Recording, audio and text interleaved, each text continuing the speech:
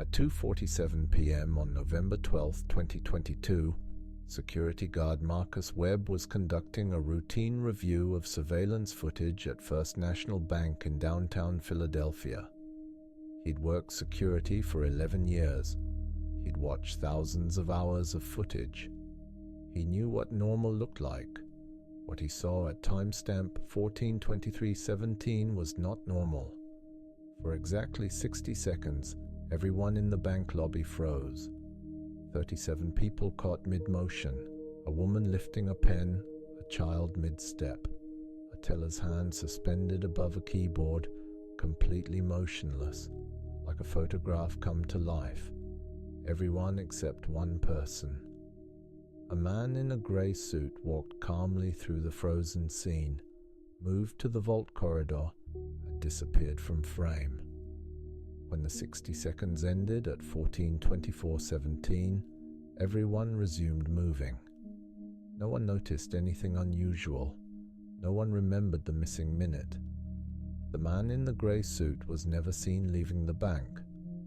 First National Bank's security system is state-of-the-art. 48 cameras covering every angle, recording continuously at 60 frames per second, motion-activated alerts, facial recognition software. The system had cost $2.3 million and had been installed just 8 months earlier. The system doesn't malfunction. The cameras don't lie. But on November 12, 2022, the system recorded something impossible. Marcus Webb was 52 years old, former Philadelphia police officer who'd taken early retirement after a line-of-duty injury in 2011. Security work was supposed to be quiet, predictable, safe. He'd worked at First National for 6 years without incident. "I thought the video had frozen," Marcus told investigators later. "That's what it looked like at first, a glitch. The image just stopped. But then I saw him, the man in the suit. He was still moving, walking through all these frozen people like they were statues." Marcus immediately called his supervisor, Angela Torres. She arrived at the security office at 3:02 p.m. Marcus played the footage for her 3 times.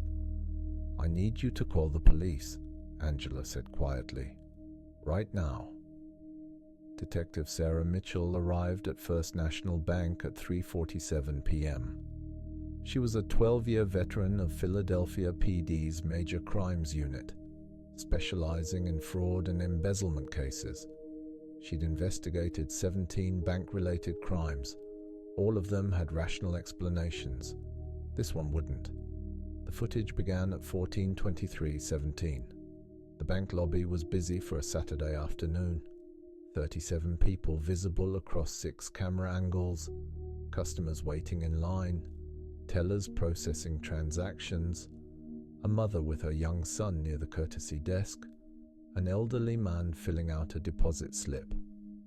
At exactly 14:23:17, everyone stopped moving. Frame-by-frame analysis later revealed a transition happened in a single frame, 1/60th of a second. At 14:23:17, people were in motion. At 14:23:17:01, they were completely still. A woman named Patricia Chen was lifting a pen to sign a check. Her hand froze mid-air, pen 2 inches above paper. Her eyes were open. Blinking had stopped mid-blink. Her chest showed no rise or fall of breathing. A 7-year-old boy named Timothy Foster was taking a step toward the water fountain. His right foot was suspended 6 inches off the ground. His left foot bore his full weight. Physics said he should fall. He didn't. A teller named David Rodriguez had been typing on his keyboard. His fingers were frozen between keys, not touching any surface. His computer screen showed a transaction half processed. 37 people, all frozen, all defying every law of motion and physics. But at the edge of frame 6, near the corridor leading to the vault area, a man in a gray suit was walking. Detective Mitchell had the footage analyzed by the FBI's Digital Evidence Laboratory in Quantico. Senior forensic video analyst Dr. James Park examined every frame using the most advanced digital forensics tools available. His report, delivered 72 hours later, contained findings that he would later say were the strangest of his career. "The video is genuine," Dr. Park stated. "No evidence of editing, splicing, or digital manipulation. The timestamp is continuous and verified by the bank's atomic clock synchronization system. The frozen subjects show no motion artifacts, no blur, no indication of video processing. They are simply stopped." "And the man in the suit?" Detective Mitchell asked. "He displays normal motion characteristics, arm swing, gait pattern, slight head movements. He's moving through a scene where time has stopped, but he himself is unaffected." "How is that possible?" Dr. Park was quiet for a long moment. "It shouldn't be." The FBI team analyzed the 60-second anomaly from every angle. They examined air particles visible in the shaft of sunlight coming through the bank's windows. During normal recording, air particles move, creating subtle shifts in how light refracts. During the frozen minute, the air particles stopped moving. Light itself seemed suspended. "It's not just people who froze," Dr. Park explained. "It's everything. Air, light, sound.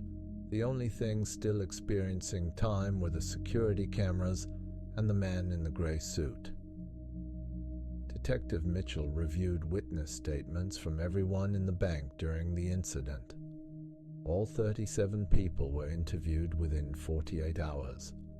None of them remembered anything unusual. Patricia Chen, the woman frozen while signing a check. "I remember standing at the counter. I signed my check. I left. Normal Saturday banking." Timothy Foster's mother, Rebecca. "My son wanted water. We walked to the fountain. He got a drink. Nothing strange happened." Teller David Rodriguez. "I was processing transactions. Busy afternoon. Everything was routine." But here's what made no sense. The bank's transaction log showed a 60-second gap at 14:23:17. During that minute, no transactions were processed.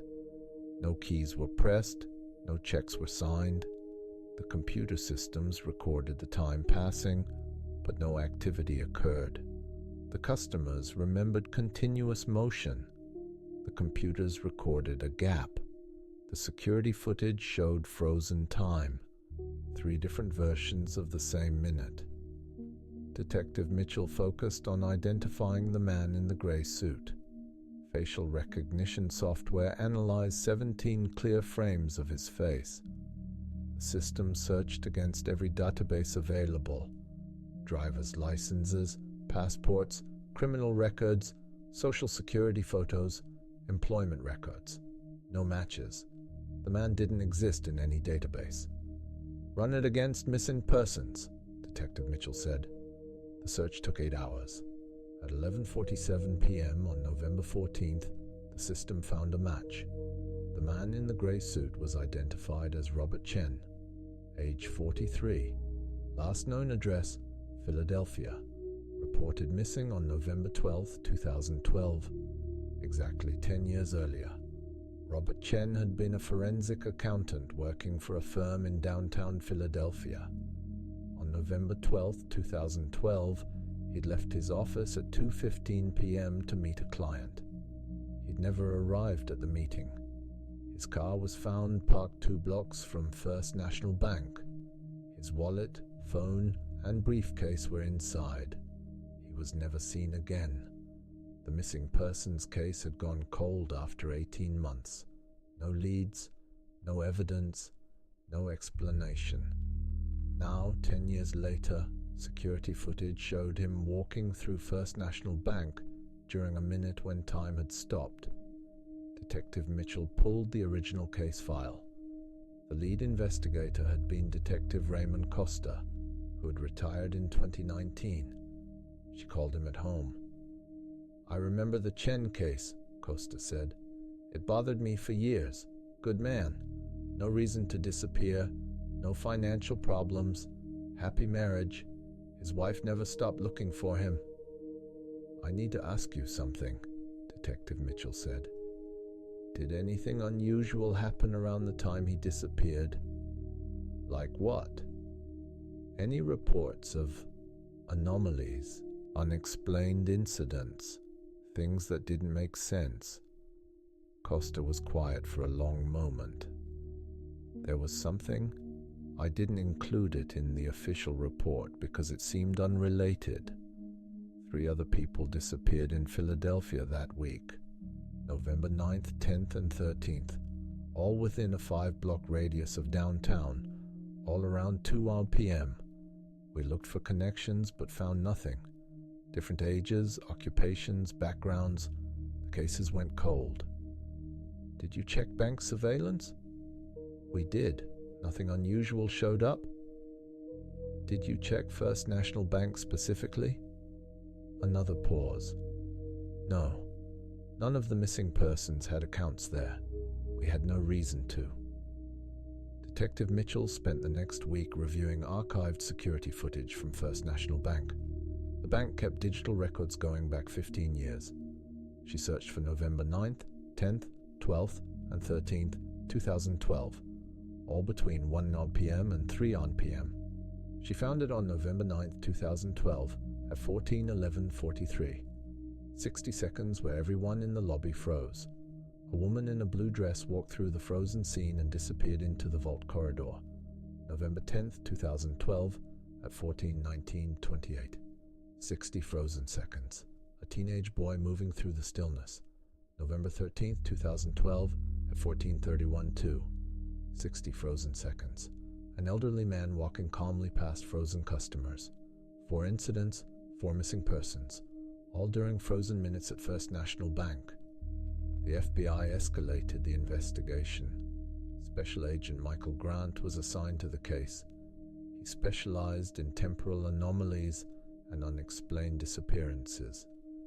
He arrived in Philadelphia on November 18th, 2022.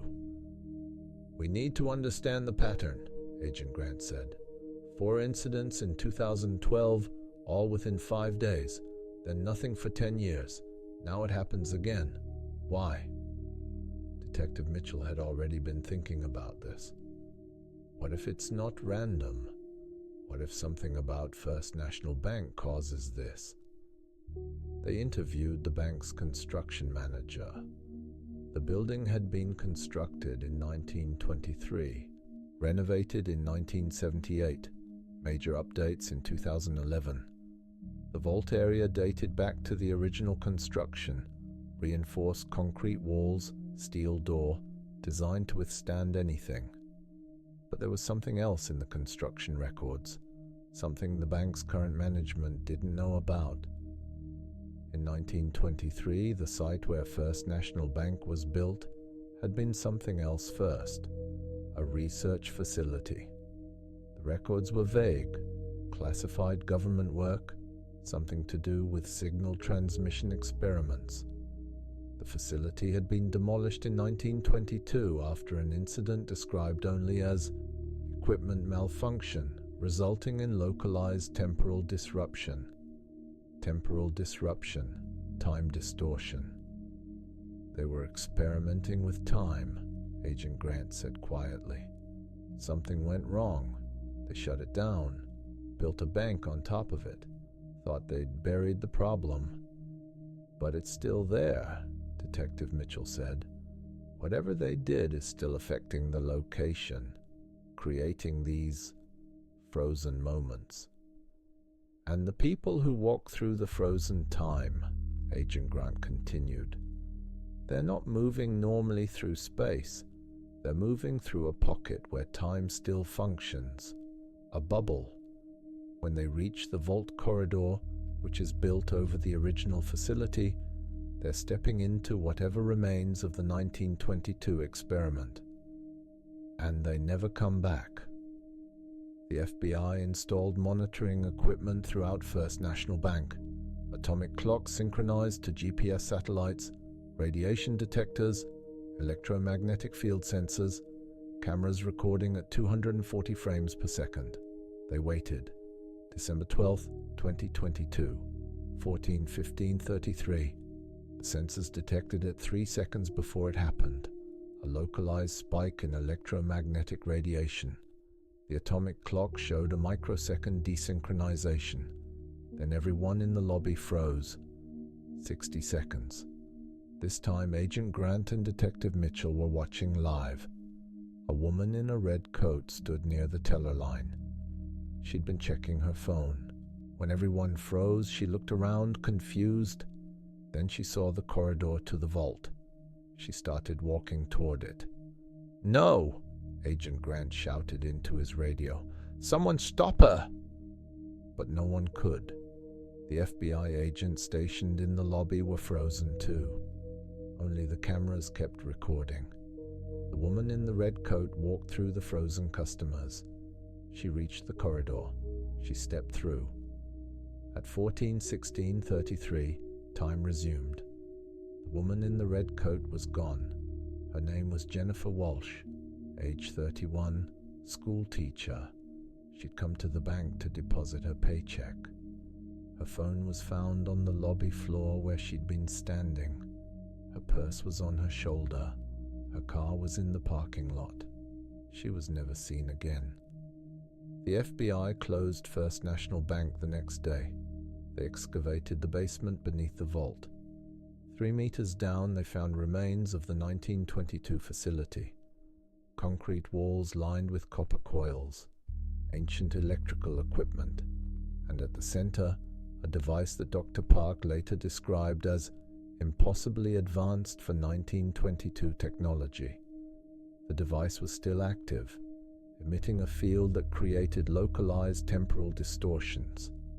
Every 30 days for 60 seconds, a bubble of normal time appeared in a world where everything else had stopped. Anyone caught in the bubble would perceive everyone else as frozen. Anyone outside the bubble wouldn't remember the missing 60 seconds. And anyone who walked into the corridor during those 60 seconds would step into whatever space the 1922 experiment had opened.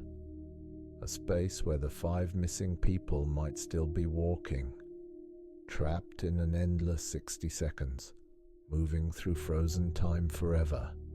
The FBI attempted to shut down the device on January 3, 2023. 3 engineers in hazmat suits descended into the excavated chamber. They were there for 40 minutes. At 2:23 p.m., sensors detected the temporal spike. The engineers never returned. First National Bank was permanently closed on January 5, 2023. The official explanation was structural concerns requiring extensive remediation. The building was condemned. The site was sealed with concrete barriers. Detective Mitchell filed her final report in February 2023. The case remained open. 5 missing persons. Now 8, counting the engineers. No bodies. No evidence except security footage showing people walking into corridors they never walked out of. Agent Grant's report to the FBI was classified. His conclusion: the 1922 temporal experiment created a permanent localized anomaly, unable to close or contain. Recommend permanent restricted access to site. Marcus Webb, the security guard who first discovered the frozen minute, requested a transfer to a different location. He never watched security footage again. When asked why, he told his wife, "I don't want to see time stop. I don't want to be the one who watches people walk out of reality." The building that used to be First National Bank still stands in downtown Philadelphia, behind concrete barriers, with warning signs about structural hazards. Most people who pass it don't give it a second thought. But if you check the city's missing persons database, you'll find something strange. Every 30 days, dating back to 1923, someone disappears within 3 blocks of that address. Always between 2:01 p.m. and 3:01 p.m. Always without explanation. And if you were to somehow access the sealed security footage stored in FBI servers that require level 5 clearance, you could watch it happen. Watch the people freeze. Watch the one person who keeps moving. Watch them walk calmly toward the vault corridor. Watch them step through and never come back. Time doesn't stop, but sometimes in certain places it cracks. And those cracks create pockets where the rules change, where 60 seconds can stretch into eternity, where walking through a door means leaving reality entirely. The people trapped in those 60 seconds are still there, still walking through frozen moments, still trying to reach somewhere, forever caught between 1 second and the next. And every 30 days, that pocket opens again, for exactly 60 seconds, waiting for someone else to step through.